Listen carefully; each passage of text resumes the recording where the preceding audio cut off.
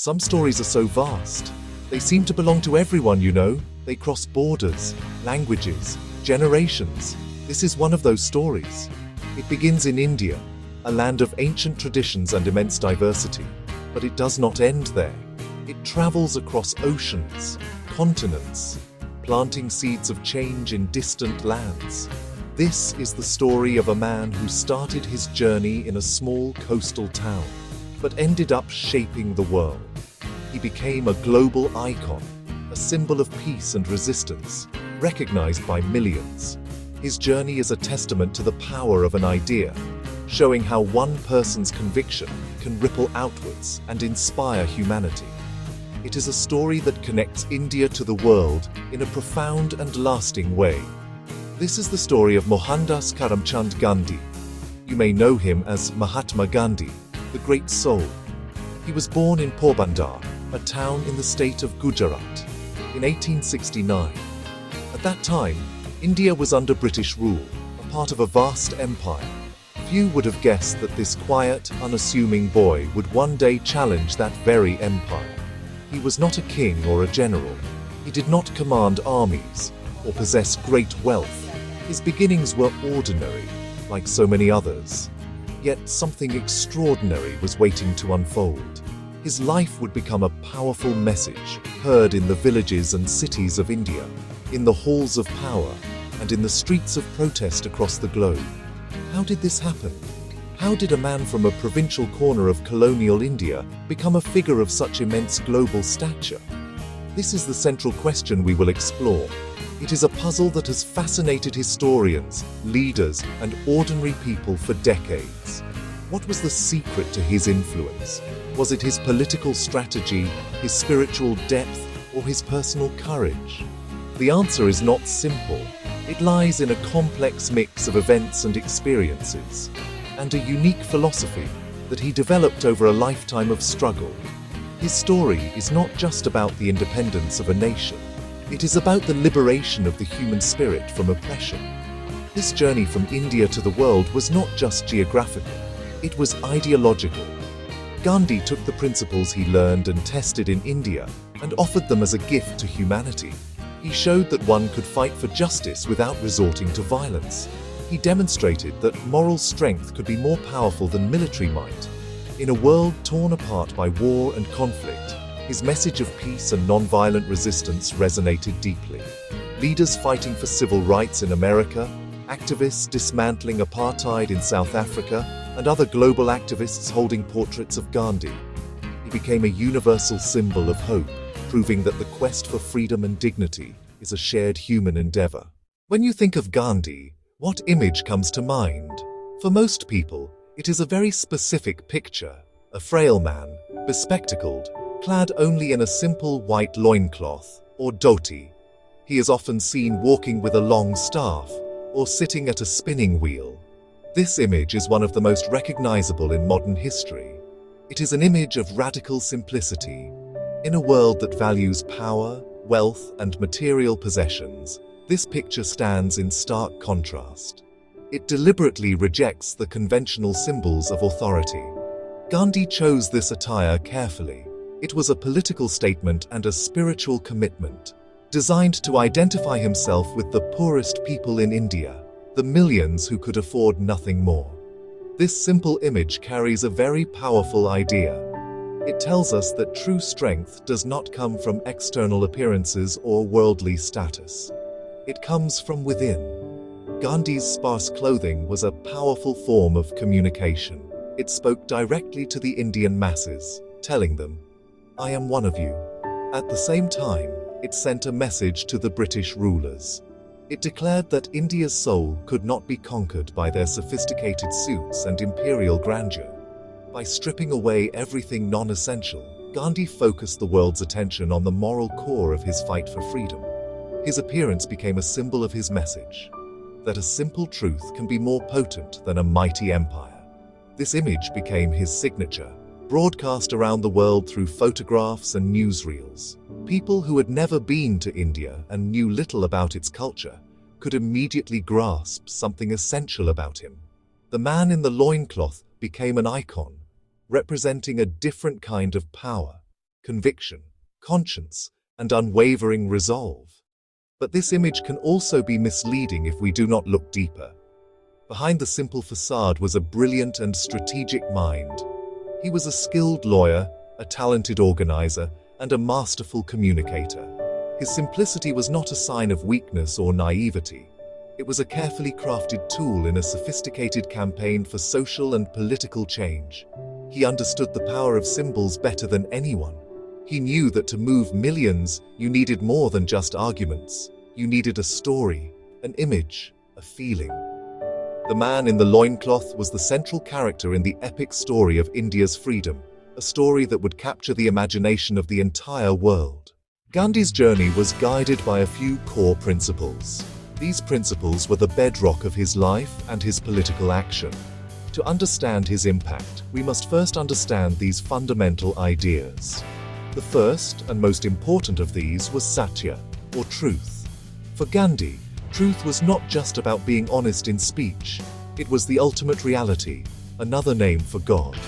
The search for truth was the purpose of life.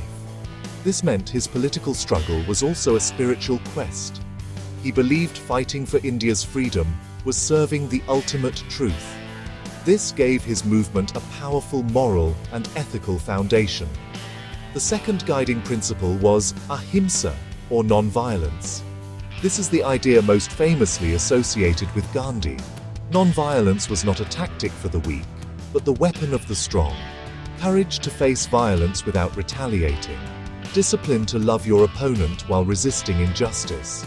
Gandhi developed a method, SATYAGRAHA, or truth force, active non-violent resistance to appeal to the oppressor's conscience. Marches, boycotts, civil disobedience. He showed how an unarmed people could challenge a powerful state. The third theme, his unique style of leadership, not a traditional top-down leader. He led by example. He lived the principles he preached. If he asked his followers to boycott foreign cloth, he himself would spin his own yarn every single day. If he asked them to fast, he would undertake long, difficult fasts himself. This created an unbreakable bond of trust and affection. They saw him as a father figure, a bapu. Leadership rooted in service, sacrifice, and a deep, personal connection to the masses. As we move forward, we'll trace these three themes: truth, non-violence, leadership, played out in his life. Forged in the fires of racial discrimination in South Africa, used to mobilize millions in India's struggle for independence, and how these ideas transcended India's borders to inspire global movements for justice and freedom. The story of the man who would shake an empire begins in a small, sleepy town. On October 2nd, 1869, a child was born in a 3-story house in Porbandar, a port city on the coast of Gujarat. His parents named him Mohandas Karamchand Gandhi. His family was part of the Mod Bania caste. Porbandar itself was the capital of a small princely state, far from the major centers of imperial power. His father, Karamchand Gandhi, was a man of some local importance. He served as the Diwan, or Prime Minister, for the ruler of Porbandar. He was not a man of great formal education, but he was known for his integrity, practicality, and courage. From his father, Mohandas would inherit a sense of duty and a stubborn adherence to principle. His mother, Putlibai, was the deepest influence on the young Mohandas. She was a devout woman. Her life revolved around temple visits, prayers, and fasting. She was a woman of immense self-discipline. Mohandas watched his mother's unwavering faith and her capacity for self-sacrifice with awe. These early observations planted a seed in his mind. He saw how personal discipline could be a source of incredible strength. The lessons he learned from her about piety, compassion, and the power of a vow would later become the cornerstones of his own philosophy. Mohandas was the youngest. He was a shy and mediocre student. He was not particularly brilliant in his studies, nor did he excel in sports. He was a follower, not a leader, among his peers. He described himself as being fearful of many things: thieves, ghosts, and even the dark. Looking at this timid child, no one could have predicted the fearless leader he would become. But beneath this ordinary surface, The experiences of his childhood were slowly shaping the character of the future Mahatma.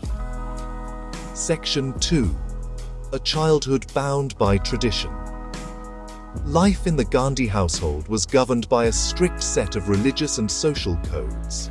The family were followers of Vaishnavism. This tradition placed a strong emphasis on compassion and non-harm to all living beings. The principle of ahimsa, or non-violence, was a part of daily life. The family also followed the Jain tradition. Jainism takes non-violence to an even more rigorous extreme. This blend of Vaishnava and Jain teachings created a unique moral atmosphere at home. It taught Mohandas that self-control and compassion were the highest virtues. However, his childhood included small rebellions. Along with a friend, he secretly experimented with eating meat. They believed the British ruled India because they were meat eaters. The guilt from this secret act was immense. He felt he was deceiving his parents, which tormented his conscience. Another youthful misdeed involved stealing a small piece of gold from his brother to pay a debt. The guilt gnawed at him until he could no longer bear it. He decided he must confess. Too afraid to speak to his father directly, he wrote his confession on a piece of paper and handed it to him, fully expecting harsh punishment. Instead, his father read the note, and tears streamed down his face. He understood then the power of forgiveness and truth. He later called this his object lesson in ahimsa, the moment he truly understood non-violent love. Section 3. The young husband and student. In keeping with the customs of the time, Mohandas was married at a very young age. At just 13 years old, he was wed to Kasturbai. He was filled with a sense of authority and possessiveness. He also wanted to control her, a demand she often resisted with quiet dignity. This early marriage had a significant impact on his life and education. He became distracted, and his academic performance suffered. In his autobiography, he would later speak out strongly against the practice of child marriage, calling it a cruel and harmful custom. Despite the difficulties, his relationship with Kasturbai would become a lifelong partnership. It was a journey of mutual growth and transformation. Kasturbai was not a passive follower. She had a strong will of her own. She often challenged him and stood her ground when she believed he was wrong. She became his first and most important disciple in the practice of non-violent resistance, or Satyagraha. His father, Karam, passed away when Mohandas was just 16. At the moment of his death, he was with his wife. The shame and guilt he felt over this haunted him for years. A family advisor suggested that if Mohandas wanted to step into his father's shoes, he should go to England and become a lawyer. The idea was radical, but it took root. Section 4. London. A journey of self-discovery. The decision to go to London was a momentous one. The elders of his caste community forbade him from going. They threatened to outcast him, but Mohandas stated that he was determined to go. The elders declared him an outcast. He arrived in London in the autumn of 1888. The city was a shock to his system. It was vast, noisy, cold. He felt lost and alone. Determined to fit in, he embarked on a mission to become an English gentleman. He bought fashionable clothes. He took lessons in dancing. He took violin lessons. This phase was a costly and ultimately unfulfilling experiment. He soon realized that he was trying to be someone he was not. He realized he needed to focus on his studies and live more frugally, and began to take control of his life. This was when he truly began his journey of self-discovery. He discovered a vegetarian restaurant, and through the people he met there, he was introduced to a circle of intellectuals who were critical of industrial society and interested in Eastern religions. It was in London, ironically, that he first read the Bhagavad Gita. He was deeply moved by it, particularly its emphasis on selfless action. He also read the Bible for the first time and was especially struck by the Sermon on the Mount. And he read Arnold's poem about the life of the Buddha. These readings helped him to see his own religious heritage in a new light. His 3 years in London were not just about getting a law degree. They were a profound education of the soul. Mohandas enrolled at the Inner Temple. He passed his examinations and was called to the bar in June 1891. He was now officially a lawyer. When he returned to India later that year, he was full of hope. He discovered that he lacked the practical skills. He was far too shy to speak up in court. His first attempt was a complete disaster. He was unable to utter a single word. He sat down in humiliation. He tried to set up a legal practice in Rajkot, but he had little success. He felt like a failure. It was at this low point in his life that an unexpected opportunity arose. A trading firm had a complex commercial dispute in South Africa. The job was for 1 year. For Gandhi, it was a lifeline. In April 1893, he set sail for South Africa.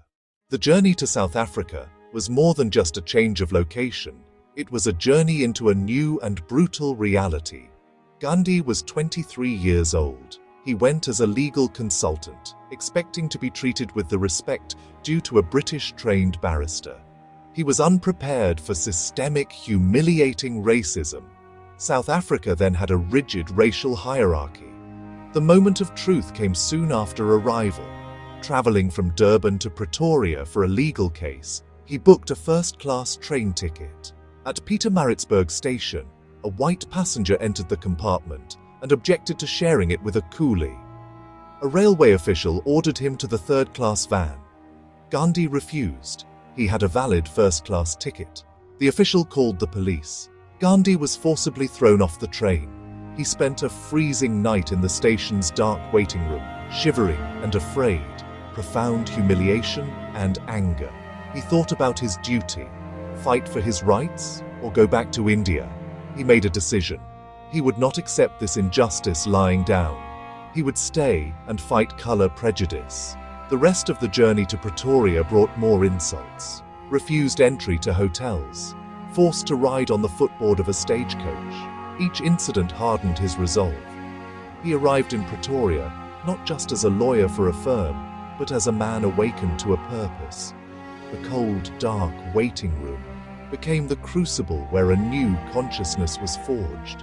This raw, visceral experience of racism was the spark that ignited a fire. He started to study the conditions his countrymen faced. The majority were indentured laborers, living in conditions close to slavery. Gandhi realized that the Indians themselves were partly responsible. The community was fractured. There was no sense of shared identity or collective purpose. Section 2. Awakening a community. The first steps in activism. Gandhi's first move was to call a meeting. The timid barrister who had once been struck dumb found his voice. He urged them to look beyond their internal divisions. Most importantly, he told them they must organize. This was the beginning of his work as a community organizer. His one-year contract was coming to an end. At his farewell party, someone showed him a newspaper article about a new bill. They urged him to stay and lead the fight. He agreed to stay for 1 more month. That month would turn into 2 decades. In 1894, he founded the Natal Indian Congress. It was a permanent political organization. It gave the Indian community a unified platform and a continuous voice. It announced to the world that the Indians of South Africa would no longer suffer in silence. Section 3. Forging a weapon of peace. The birth of Satyagraha. In 1906, the Transvaal government introduced a humiliating law, the Black Act. It required every Indian to be registered, fingerprinted, and to carry a registration certificate at all times. Gandhi organized a mass meeting. He proposed the community take a solemn oath that they would refuse to comply with the law. He searched for a word. Gandhi modified it to Satyagraha. He defined it as truth force or soul force. When the Black Act passed, the Satyagraha campaign began. Indians refused to register. The government arrested and imprisoned hundreds, including Gandhi. Section 4. The Phoenix Settlement and Tolstoy Farm. Experiments in living. In 1904, he established the Phoenix Settlement. They lived a simple, communal life. Everyone had to perform manual labor. It was a training ground for satyagrahis. In 1910, a second community was established. Tolstoy Farm, named in honor of the Russian writer Leo Tolstoy. Life at Tolstoy Farm was even more austere. Gandhi also experimented with education. He wanted to create self-reliant individuals with a strong moral character. Section 5, The Great March. By 1913, a new injustice ignited the final, dramatic phase of the campaign. Gandhi decided it was time for mass action. In November 1913, a river of people began their march. From Natal into the Transvaal, the march was a spectacle of courage and discipline. Gandhi was arrested multiple times, and then arrested again as he rejoined the march. The government's response was brutal. Thousands of Indian miners, struck in solidarity, the government flogged and abused them. News of the repression created an uproar. The pressure was immense. Repression had backfired. Section 6. A hard-won victory and a farewell. The government was forced to the negotiating table with General Jan Smuts. In 1914, an agreement was reached. The Indian Relief Act conceded to the main demands of the movement. It was a significant victory. A small, disenfranchised community had forced a powerful government to bend. With this victory achieved, Gandhi felt his work in South Africa was complete. In July 1914, he set sail. Section 7. The Transformation. The 21 years he spent in South Africa were the most formative of his life. It was here that the shy barrister from Porbandar evolved into the Mahatma. He was now ready to take on his next and greatest challenge, the liberation of India itself. When Mohandas Gandhi returned to India in January 1915, he was no longer the unknown lawyer. His successful struggle in South Africa had made him a national hero. However, Gandhi was not ready to jump into the political fray. He took the advice of his political mentor, Gopal Krishna Gokhale, to spend his first year in India, with his ears open but his mouth shut. He embarked on a year-long journey across the length and breadth of the subcontinent, traveling mostly in third-class railway carriages. The journey was a profound re-education. He saw the immense poverty of the Indian peasants, the rigidities of the caste system, and the deep-seated problems that plagued the nation. He also established an ashram. One of his first controversial acts was to admit a family of untouchables. Gandhi stood firm. He had returned not just to fight the British, but to reform Indian society from within. After his year of silence and observation, Gandhi was ready to act. In 1917, he was approached by a poor peasant who begged him to come and see the plight of the indigo sharecroppers. As soon as Gandhi arrived, he was served with an official order to leave. He wrote back that he would disobey. The government was baffled. They dropped the case. This was the first victory of civil disobedience in India. Gandhi and his team, building an irrefutable case of exploitation. The commission found in favor of the peasants. The Champaran Satyagraha was a stunning success. The very next year, Gandhi was called to another struggle. In the Kader district, the crops had failed, but the British authorities insisted on collecting the full land tax. Gandhi organized the peasants and advised them to refuse to pay the tax.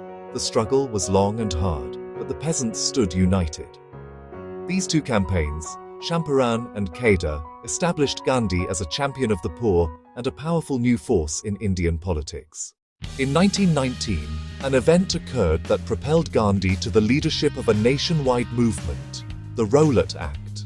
Gandhi called for a nationwide hartal. The movement took a tragic turn in the city of Amritsar.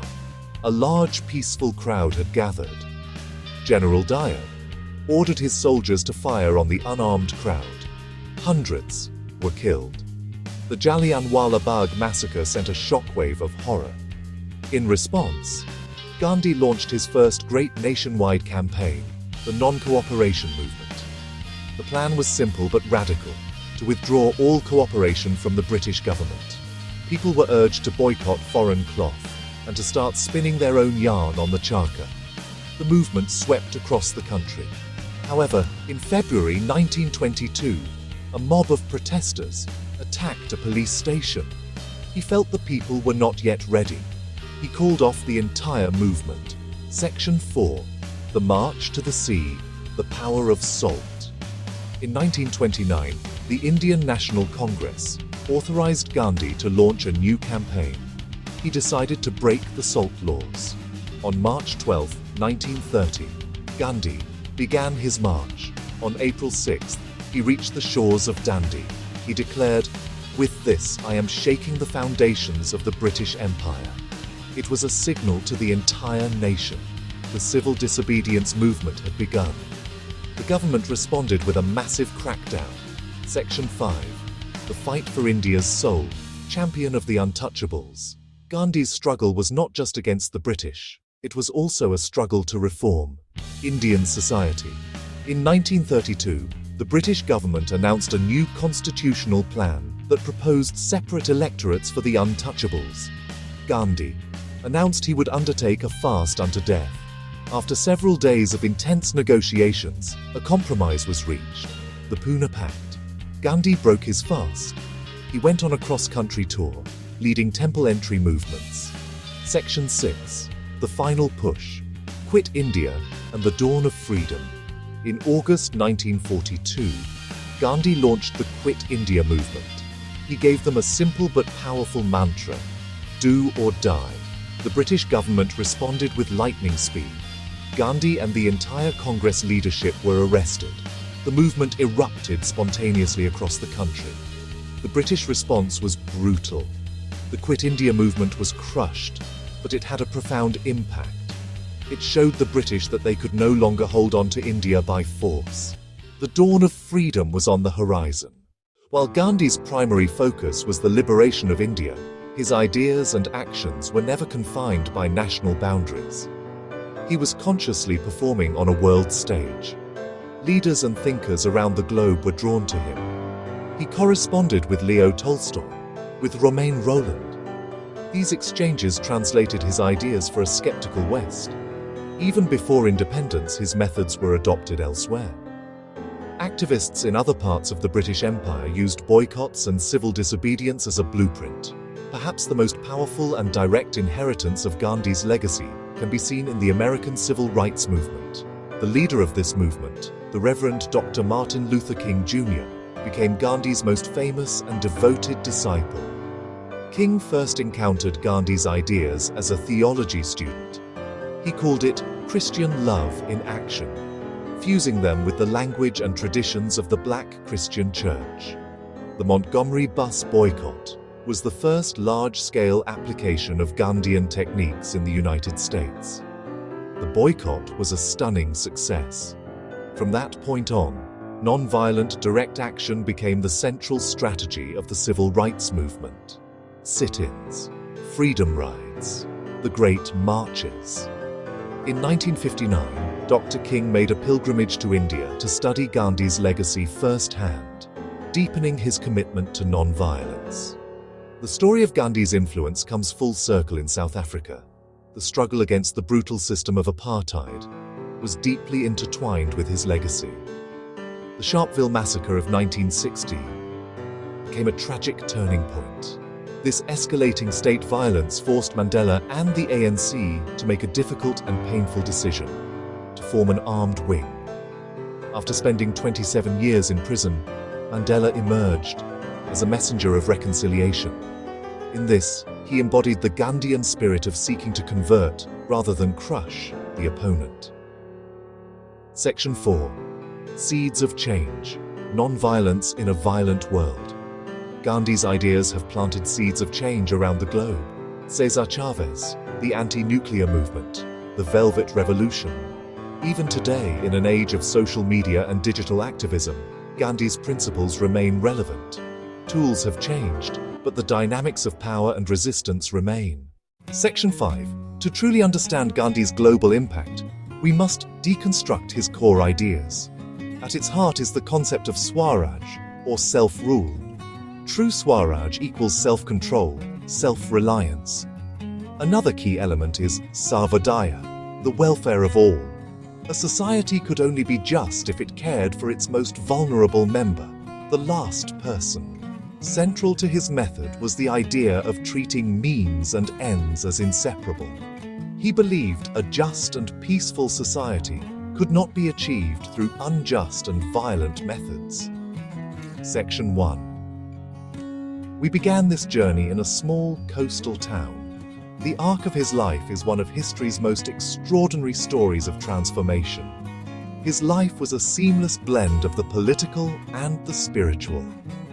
This unique fusion is what gave his movement its incredible moral force. Section 2. To truly honor Gandhi's legacy, we must not turn him into a perfect saint. He was a complex human being. The independence he helped achieve was marked by a tragedy he tried to prevent: partition. Section 3. In the decades since his assassination, Gandhi's image has become one of the most recognizable on the planet. We risk turning him into a comfortable, harmless saint. His message remains deeply subversive. In an age of rampant consumerism, he preached a life of simplicity. In a world of extreme inequality, he championed the cause of the last person. Gandhi's philosophy begins with the small and the personal. It begins with the call to be fearless, to refuse to cooperate with injustice in our own lives, however small. The Indian who shaped the world did not do so with armies or empires. He did it with an idea that moral force can be more powerful than physical force. His original photographs continue to haunt and inspire us. They show us a man who proved that one person, armed with nothing but an unbreakable will and a profound faith in the human spirit, can indeed stand up to an empire and, in the process, leave a legacy that continues to inspire all those who dare to work for a more just and peaceful world.